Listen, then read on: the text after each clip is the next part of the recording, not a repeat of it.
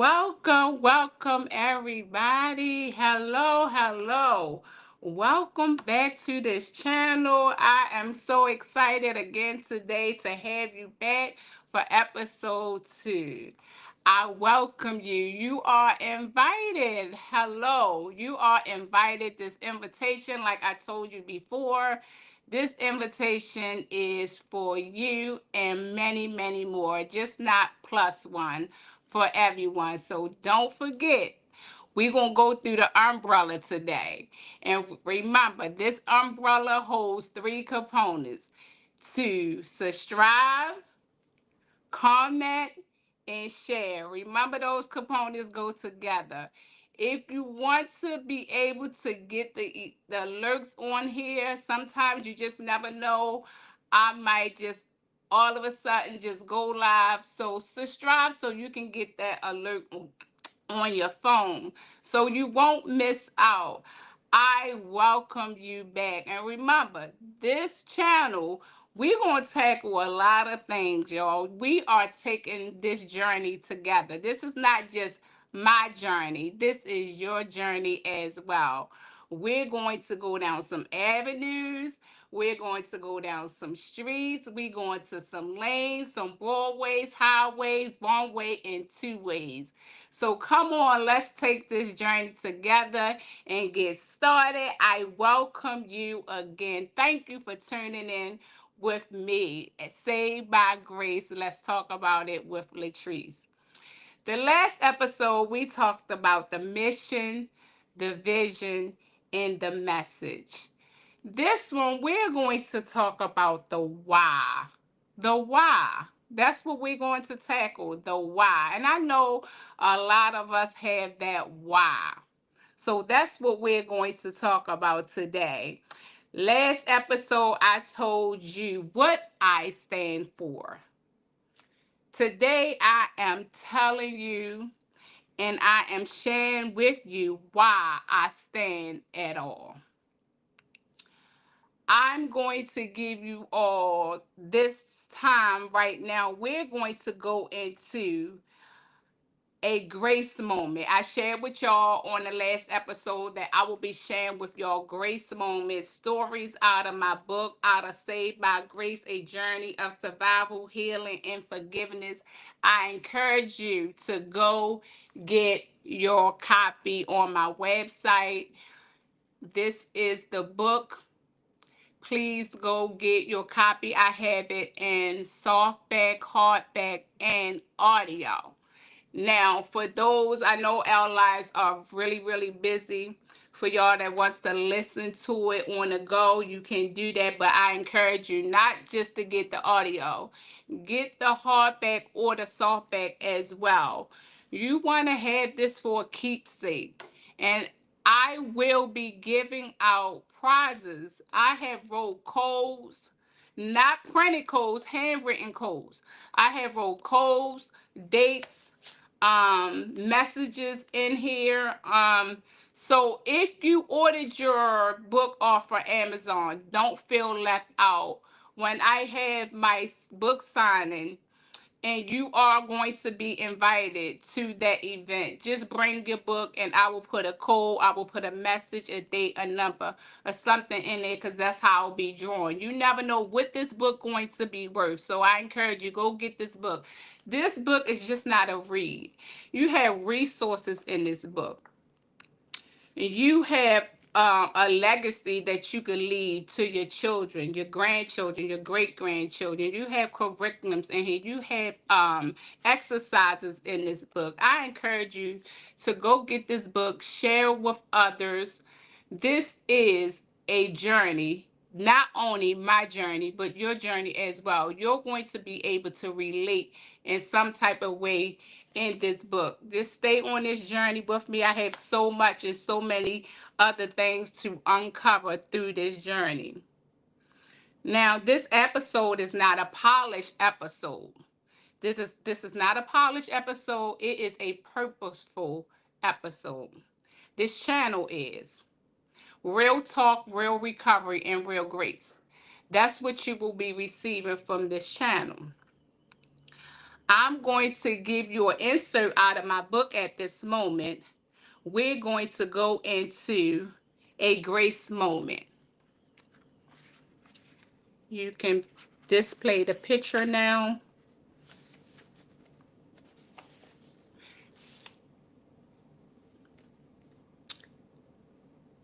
I'm going to be reading out of chapter 1, and this title in chapter 1. Last month I read out of chapter 1. I've read In the Womb. This one is A Fight for Life. When I was born, I was not greeted with joy and celebration. My entering into the world was met with panic, medical intervention, and uncertainties. The doctors did not see a healthy, thriving newborn. They saw a baby fighting withdrawal symptoms that no child should ever endure. My tiny body shook uncontrollably, racked with tremors. Sleepless nights became my norm. The nurses said I screamed constantly, but my cries weren't those of a typical baby. They were cries of pain, withdrawal, and confusion. I was born with cocaine in my system, and the symptoms were unrelenting. Feeding something so simple and natural for other infants became a life-threatening ordeal for me. My stomach could not handle milk or formula. It rejected nourishment, bursting from the inside, leaving me dependent on feeding tubes. I endured one surgery after another, my small body covered in tubes and bandaged as the doctors fought to keep me alive. I was so fragile and broken that at one point they said I did not make it. They pronounced me dead and sent me to the morgue. My mother was told she had lost me, but God was not finished with my story. A sound broke through in the cold, solid room. It was my cry. Someone heard it. The story I was told is that before they could take further action on my body, my cry reminded them I was still alive. I believe Yah God breathed, filled my lungs. I believe Yah's breath filled my lungs. At that moment, defining everything the world had declared over me, I was saved. That is the insert for this month, a grace moment. Now, this is the part where we all get to participate. I want you all to get your pen, your paper, your notepad, your iPad, your cell phone, your laptop, or your desktop. I am giving you this opportunity to gather whatever you need to take notes and to write down these questions I have for you. I have an exercise that we all going to do together. And I personally thought about these questions for myself. And I did not answer them because I wanted to answer the questions live with you all. I wanted to do this exercise right along with you all. So this is where we all participate in this exercise. And it is a reflection questions, right?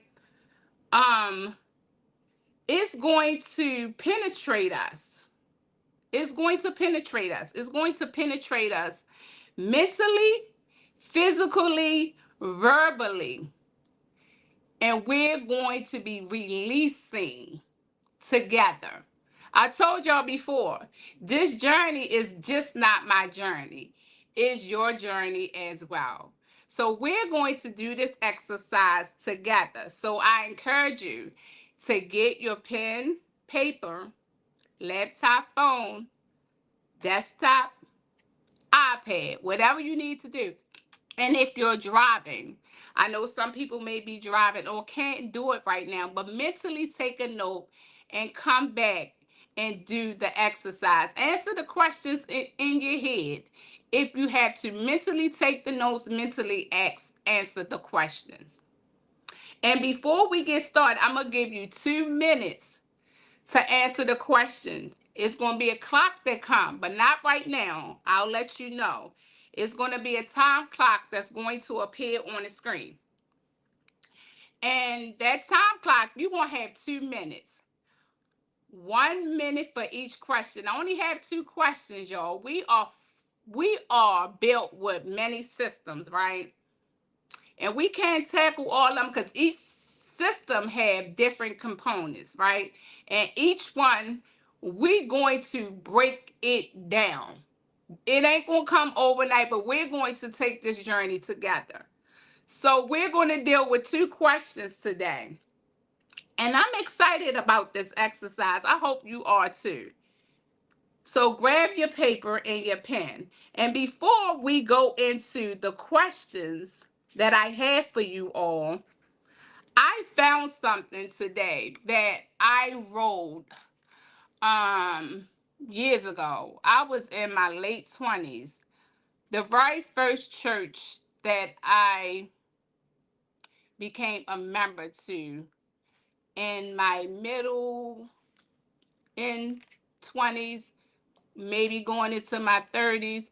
I went to church as a little girl. My mother and my grandmother took me to church, but this is the first church that I went to as an adult. And they had us, I had to speak. And that was my first time speaking. And I was nervous and scared, as I'm still is. But I found this writing, and I'm 50 years old now. Yes, 50. I let her say that because I'm grateful to see 50. So that's how long ago it's been that I wrote this. But I just wanted to share this piece with you all. I'm not going to read it all, but I will share at another time with you. I will read the whole thing with you all at another time, but at this time I won't. I'm just going to give you all a piece of it. And the title was Broken but Still Blessed. Heartache. Have you ever felt like the people who should, let me start that over. Have you ever felt like the people who should love you just sold you to the Ishmaelites for a few pieces of silver? Ever spent time in a well of despair? Ever had people you know plot your ruins? Sometimes, yeah, God allow persecution and heartaches, especially when he has something bigger in mind. They say character is acquired in pain. I wish it were not so. I wish you could sit beside the beach on vacation and get character. It would be nice to read about character and suddenly have some. But that's not the way Yah God works. Inside the well of betrayal, Yah God gives a tender heart through the desert of disappointment. He teaches us how to love underneath heavy burdens. He teaches us surrender. Great men and women of Yah, God, have allowed their deepest life pain to become his greatest instrument. Remember, I said his, not ours, his greatest instruments. I too had to learn. I met and fell in love with a man named Yahshua, and some call him Jesus, a man who was lied on, spit on, betrayed, and crucified for me. He knows how to love better than I do. He forgives quicker than I can. So I decided to let brokenness be my teacher.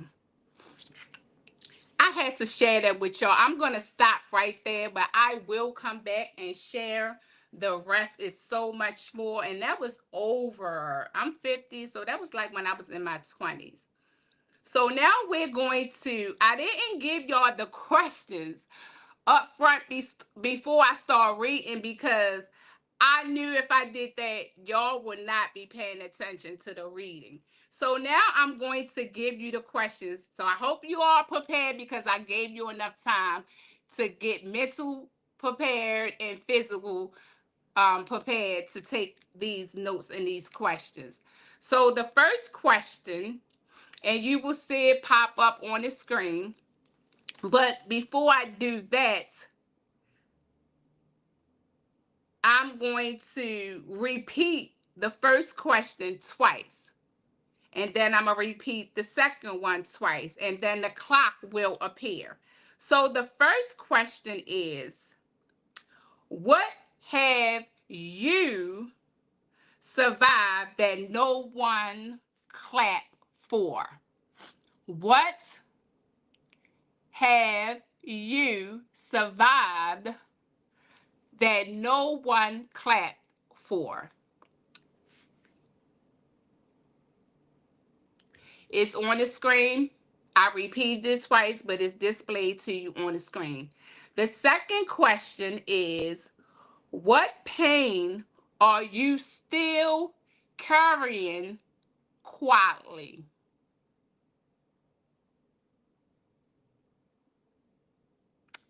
What pain are you still carrying quietly? Now remember, I am taking and answering these questions live with you guys. When we come back after the time clock stop, I will share my answers with you all. And please, if you feel you want to share yours, this can be for your personal notes as well, your personal exercise. But please, if you like to share your answer, you can put them in the comments and we will talk about those answers and have some type of communication and conversation around your answer to those questions. So now the clock will go up. You have 2 minutes and I have 2 minutes. So when we come back, I will discuss my answer. I personally didn't write no answer because I wanted God to deal with me, y'all to deal with me and tell me what to reveal today. So the clock will appear now.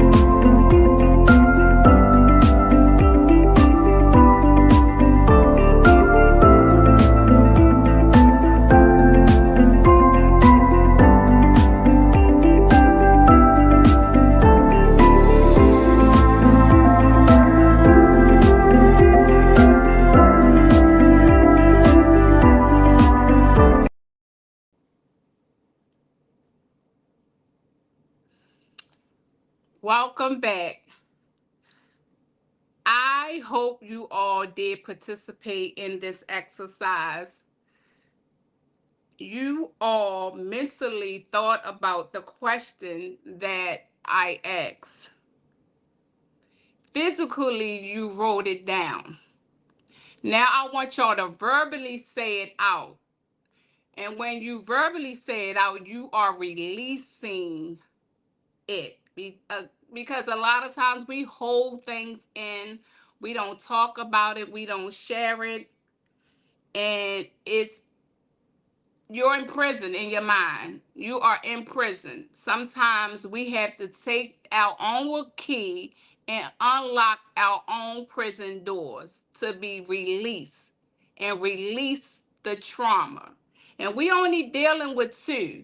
And I know it's plenty of more, but we just dealing with two. So my question, I don't know if you all put yours in the comment, but I will share my answer to you. The first the first question was, what have you survived that no one clapped for? My answer to that is being molested. The second question was, what pain are you still carrying quietly? Until now, the pain that I was carrying until now was being molested. Now, let me explain to you why nobody clapped for my survival in this area, in this part of the system. Is because I did not tell. So how can I get applause for surviving being molested when I never opened my mouth? And when I say applause, that go in so many ways, not just the hand clap, but emotionally supported through the survival of being molested. And I know a lot of us, and that may not be your story, but we all had different stories that we are holding in. And I am so happy that I released that just now, because that's going to help someone else be bold enough to come out and tell what's going on. A lot of times we want applause and we want that emotional protection, and sometimes we want revenge. And mine, I kept quiet because I was looking out for my mother. I did not want my mother to go back to prison because she had left me several times going to prison. So I did not say nothing because I did not want her to go back to prison. Now, do I have that? I wish I would have told her. Yeah, but no. Why? Because I didn't want her to go back to prison. That's why. Why I wish I would have told her is a lot of things I wish I would have told her. I have some wish I could have, should have, but they are in trauma areas, but not, I don't have no wish I could have, should have when it came to showing my mother that I love her, supporting her, being there for her, giving her flowers while she was alive. No, and I'm not saying I'm the perfect child or was the perfect child, because no, I have flaws as well. I did my stuff. I was rebellious. I was bad. I always fought. I fought a lot. I sold drugs. I smoked. I drank. I partied. I did a lot of stuff. I was very rebellious. So I'm not painting this pretty picture of me. No. But you can see where Yah is taking me and bring me from. So when we release our trauma, we are opening up the door and giving someone else that boldness to come out and let your family members know what is going on with you. You know what we think? We think by acting out, they supposed to know because our attitude change, our language change, our body language change.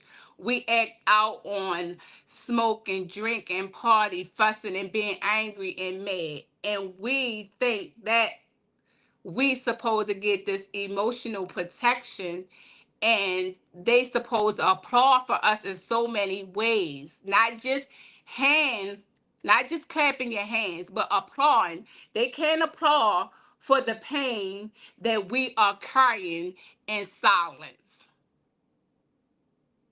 We have to open our mouth. A lot of children and adults are still carrying, and I'm still carrying something, but we're going on this journey together. I'm going to be releasing some stuff unto you all. We are taking this journey together because I'm no longer ashamed of it. I am not going to hide behind it because my testimony is going to help someone else. And I heard a lot of people say, you know, you can't share your testimony with everybody because everybody can't handle your testimony.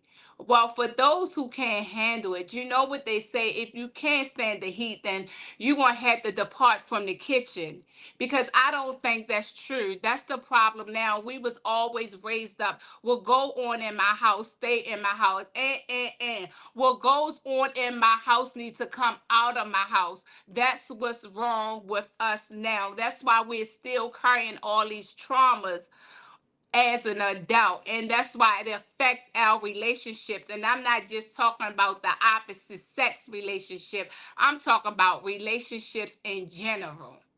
And when I say out of my house, and I'm not just talking about the foundation of a building, I'm talking about your body, your being, your mind, everything that's within you. You are a temple. You are that building. So when I say what goes on in my house needs to come out, that's what I'm talking about. We cannot get emotional support if we are still carrying the pain in silence.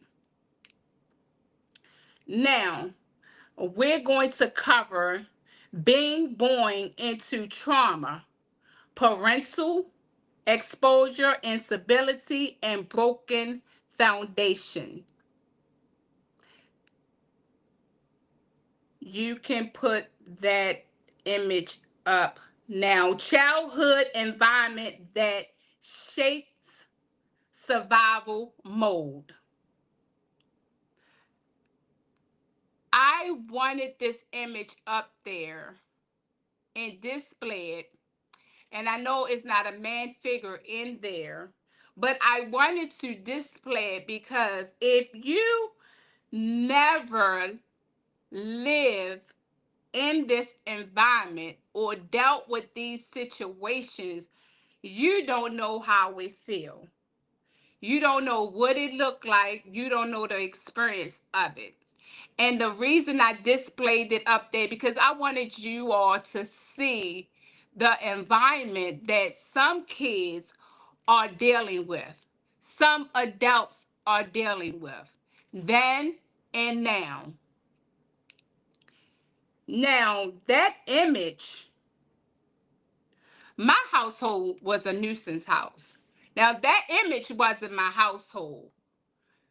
I gotta give my mother credit. My mother might have did what she did, but one thing she did, I learned the do's and the don'ts, right? I learned the do's and the don'ts from her situation. She wasn't all bad. She had her faults. But one thing I knew, my mother loved us. Um, what she did not play is dirt. She didn't play about her house. You can eat off her floor. She ain't play about your hygienes. Me and my sisters, she when we took a bath, she had us do a skin test. This how clean she was. And if our skin didn't squeak, we had to get back in the tub. And our bath consists of bleach, alcohol, and peroxide. And you better not put no underwear on without panty liners. But what she thought she was doing was protecting and hiding things from me. I was the youngest one, so I was the one left home. She thought I didn't see, right? And this is one of the things that I said I wish I would have told her.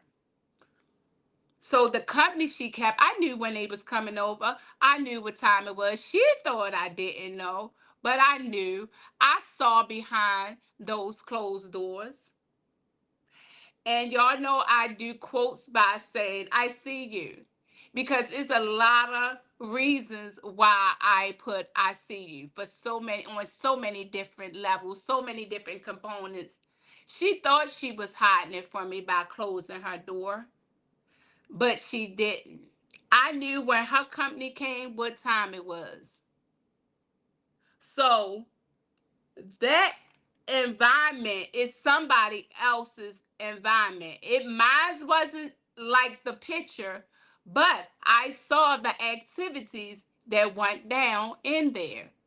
I knew how to use cocaine. I knew how to put the drugs in the syringe. I knew how to tie my arm up and shoot myself with cocaine with an IV with drugs in it as a little girl.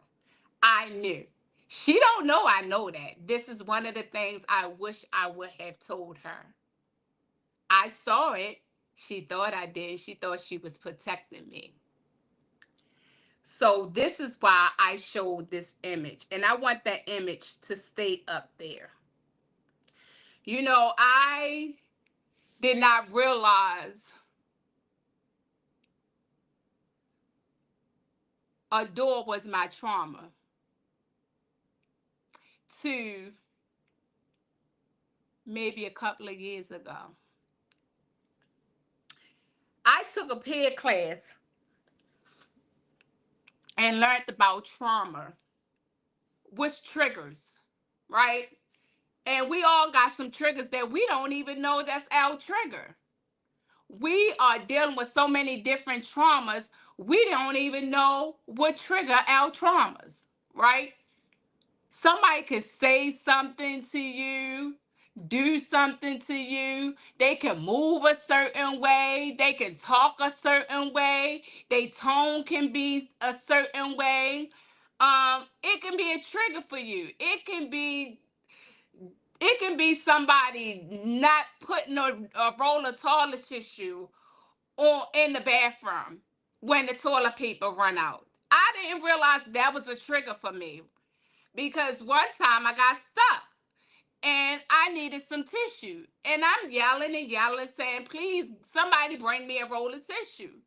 And I didn't realize that is a trigger for me because when I go shopping for my household, I buy enough toilet paper that's going to last me for a year. And when I get down to almost 6 months, a half out of the year, I'm going back to the store buying toilet paper. A door.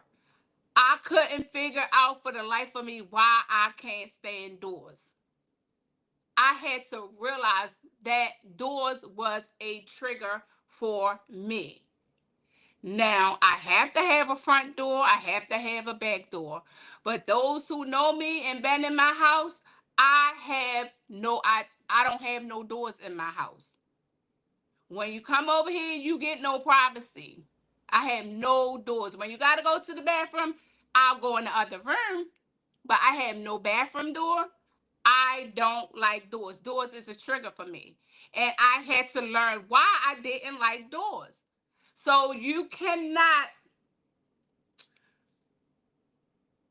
talk about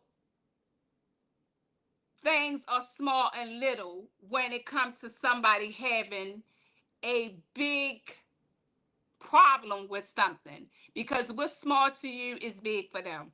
We have to learn what is our trigger point, what's triggering us, right? I'm going growing up without emotional security.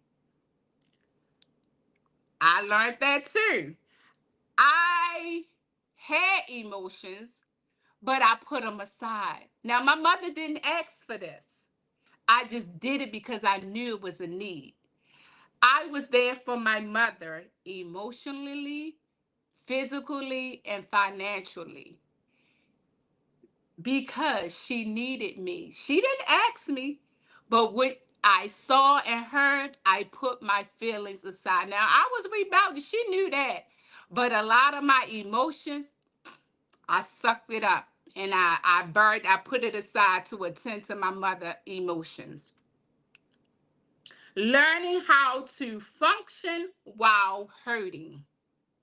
Mm. Learning how to function while hurting. I had to put my mother first. Before I had a son, I had to put my mother first at all costs. I didn't care. That's how much I love my mother and still do. I wasn't never ashamed of her and still isn't. I wish she was here to share this moment with me. That's what I wish for. But she's not. Yeah, bless her soul. But I did whatever I had to do. She didn't tell me to. I snuck and did it. But eventually she knew. But I had to get out there.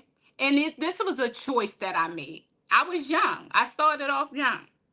I started selling drugs. I jeopardized my own freedom to make sure that we had lights, our rent was paid, and food was in the fridge, and my mother habit was met.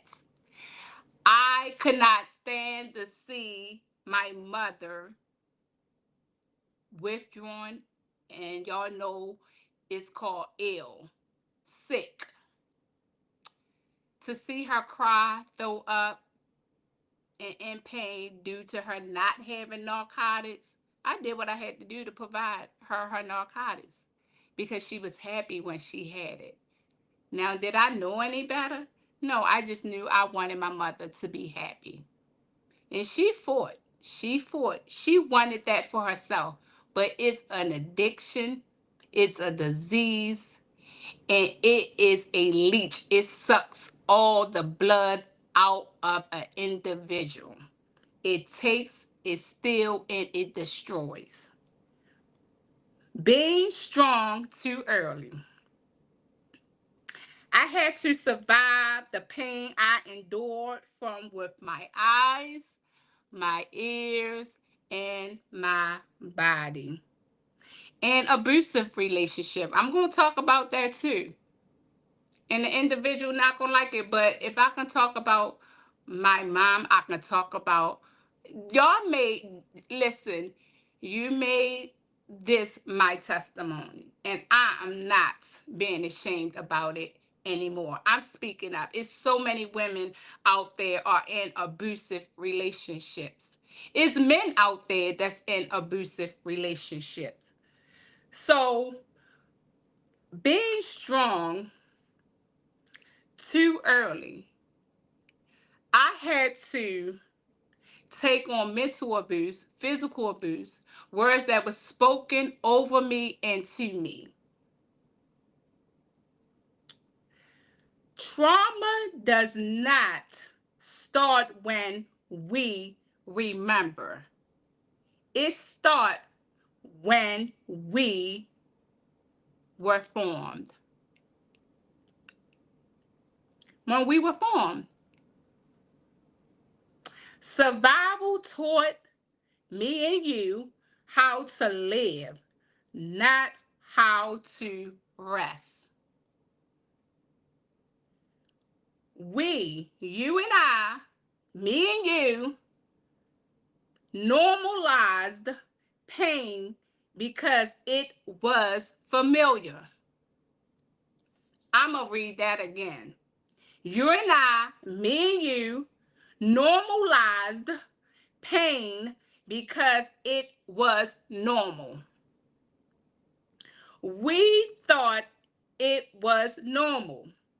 That's why the victim become the predator in some cases. Not all cases, some cases. I'm going to say that again. We thought it was normal. That's why the victim become the predator in some cases. I did not know I was surviving.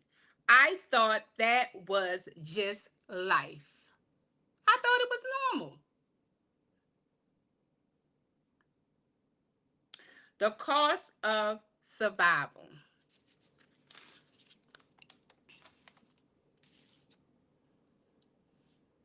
How survival mode affects you and me in these areas: relationships, trust, anger, self worth, boundaries. I'm going to read that again. And I know I love to read over and over because I want you all to get it. I'm getting it as the Father gave it to me. I have to meditate on this because sometimes we listen, we're listening, but we're here, but we're not listening. We don't meditate on it. Let this thing penetrate your mind and your heart. Don't just be tuned in. Take notes. Because even as I write, I have to read this over and over and over. And I'll be like, ooh, Father, help me. Thank you, Father. How survival mode affects me and you. Relationships, trust, anger, self-worth, boundaries. I was being productive but broken, helping everyone else while neglecting myself. You are neglecting yourself. Somebody say myself. I was smiling in public, and a lot of us, I'm quite sure y'all can touch and agree with me on this. Y'all might not never say it. But I was smiling in public, but bleeding in private. I'm going to say it again. I was smiling in public, but bleeding in private.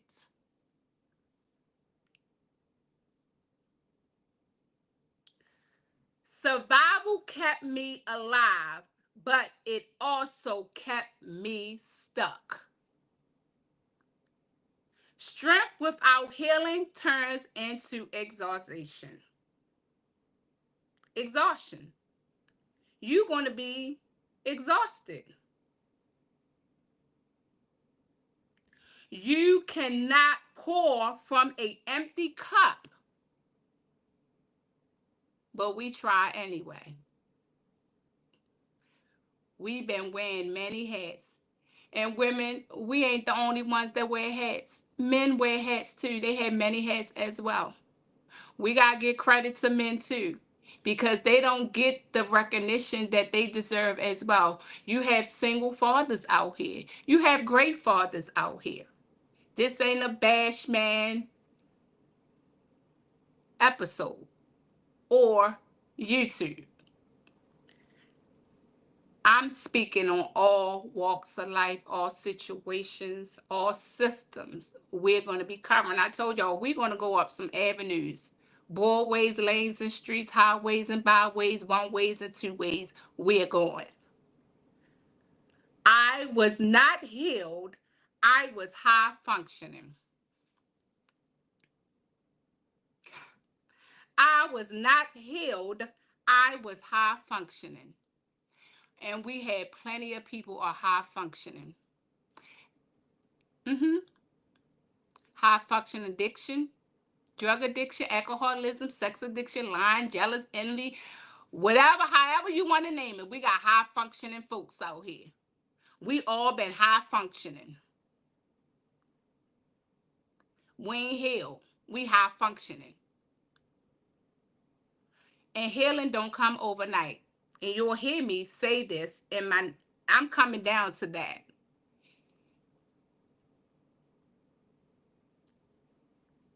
The turning point for me and you can take that image down. We are going to talk about this shift, this shift in this moment. We're going to cover the shift in this moment. Yes, we are. I'm smiling because I have unlocked some boundaries. I have unlocked some bondage. I've released some freedom. I feel good that I told y'all about my sexual abuse because I know somebody else going to come out. This is not about me. It's about y'all. It's about God. He gets all the glory. He gets all the praise. This is for his kingdom. So souls can be saved. Lives can be saved. That's what it's about. And I encourage you all, get your book out there. When we leave this earth, we want to leave empty. We want to leave our legacy in a book. In the book, tell your story. Don't let no one else tell your story. No one knows your story like you do. I encourage you to start working on your book. Get your testimony out there. You can jot down twice a week. You can write a paragraph twice a week. Start the puzzle, and it's going to come together. Trust me. It took me all my life, but it took me 5 years to put part one. I'm working on part two, so stay on this journey with me. Get your notepad. I hope y'all didn't put it up. Get your cell phone, your laptop, desktop, iPad. Let's even talk about some Samsung phones. We ain't gonna leave y'all out there. Get your pen or your mental note. We're going to talk about the shift in this moment. I want you all to note this. Take notes for these 6 points that I'm going to share with you, and they will be displayed on the screen if you need to see them. I will repeat twice each point. I will repeat twice, and you will see it displayed on the screen. This is the shift, hope, faith, enter here. Here, right now, here. The moment you and I realized, right now, here, right now. Point one, I cannot keep living like this. That's point one. I'm going to give you time to write it down. Mentally note it if you can't physically write it. I cannot keep living like this. Point two,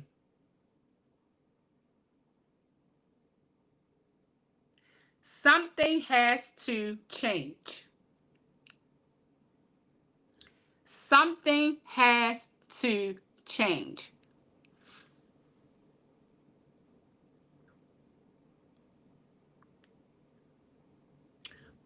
Point three, choosing healing even when it is uncomfortable. Choosing healing even when it's uncomfortable. Point 4, letting go of identity tied to pain.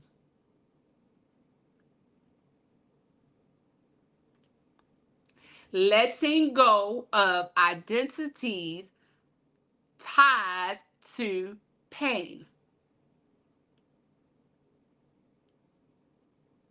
5, forgiveness, not excusing, but releasing. That's what we did in the exercise. We released some stuff today. Forgiveness, not excusing, but releasing. Last and final point. 6. And if you missed it, you can go back and watch it and take the notes, the points again. Learning that healing is a process, not an event. This is the part I was telling y'all I was going to cover on forgiveness and healing. It's a process. It's not an event. It's not going to come overnight. Remember earlier I read to y'all something that I wrote 20 something years ago, working on my healing. And that was in one department of my healing. It's many more. Learning that healing is a process, not an event. That is all the 6 points, the notes that I wanted you all to take. Healing did not erase my past, but it gave me purpose. Healing did not erase my past, but it gave me purpose. My encouragement to you and me. I'm always including myself. This comes to me first. Yeah, God works on me first before I can release it to you all. Trust me, he's dealing with me in these departments. So when I share it with y'all, don't think I got it together, because I don't. I'm working on it. And he is working on me. So my encouragement to you and me, healing does not mean forgetting. Yeah. I know. I heard plenty of people say, well, if you ain't forget, you ain't forgive. Mm-mm. How you gonna forget? If you forget what happened, that means you forgetting your testimony. That means you forgetting God's deliverance. You forgetting God healing. You forgetting that God and brung you out of darkness into his marvelous light. We are not forgetting the promise, the deliverance, the healing, the mercy, the grace. We are not forgetting what God had done for us. No. Yah is our healer and our deliverer, and we will not forget that. So you forgetting your past, you're forgetting your future. You are forgetting what God promised. We're not forgetting. We just healing in the process.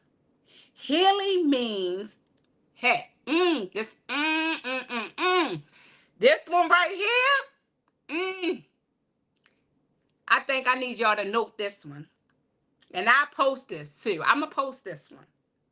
Healing means you stop bleeding on people who did not cut you.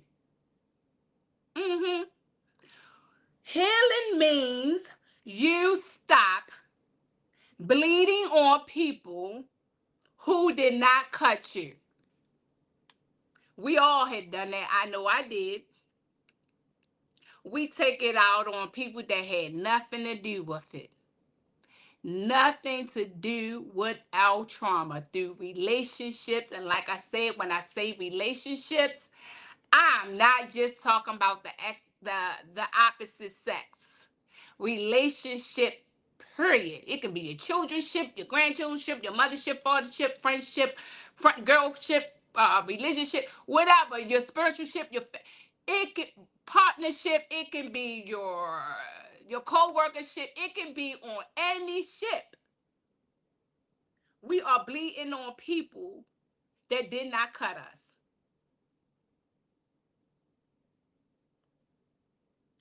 Now let's talk about the why. And this why is why you should get your book. Get your book. Go on my site and purchase your book. This is where Saved by Grace enters your life today. Get your book.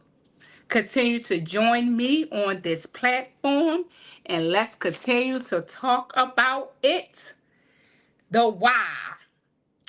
Why? My why. Your why. Your story is not just yours, it's not just mine. Why? Why? Silent keeps people bound. Why?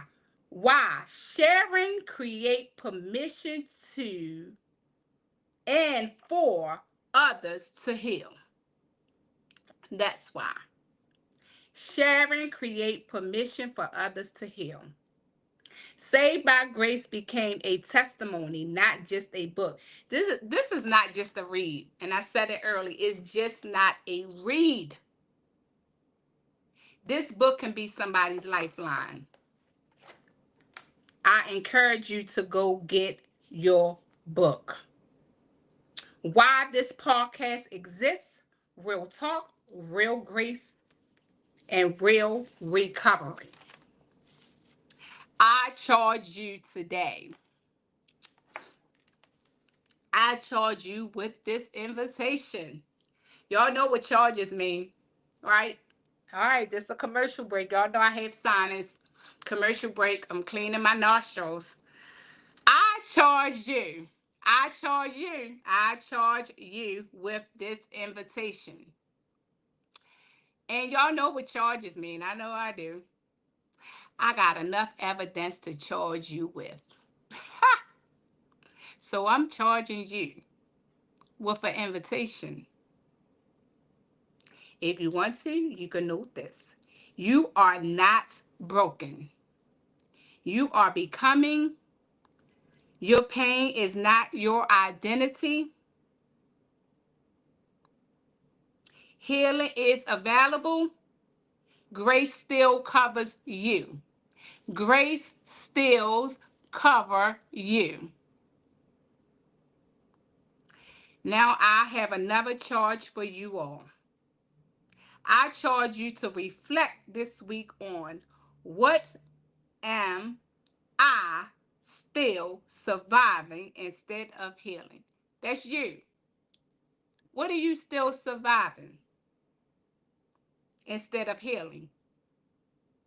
I charge you to reflect on that this week. I invite you to share this episode, this journey, and come back for episode 3. I appreciate you all tuning in with me on this episode. And remember, this episode is asking for, and you don't have to, but it greatly appreciate if you can donate to this platform. This platform is a platform where we give back. To keep this platform alive, I ask you to donate. You will find my Cash App at the top, the barcode. I ask that you share this message, this YouTube channel with others. Your donation will help with feeding the homeless, clothes, coats, gift cards, help the youth, summer program, And we also help the elderly. So if you can, if it touches your heart to donate, please do so. You don't have to, but we are taking donations because these are the things that we do on this platform. We give back, and we will love your help to continue to give back. We ain't takers, we're givers. This is where real talk meet, real grace, and real recovery begins. I charge you with your last charge. Activate your power and answer the call. Everyone have a blessed night. Love you all. Until the next time.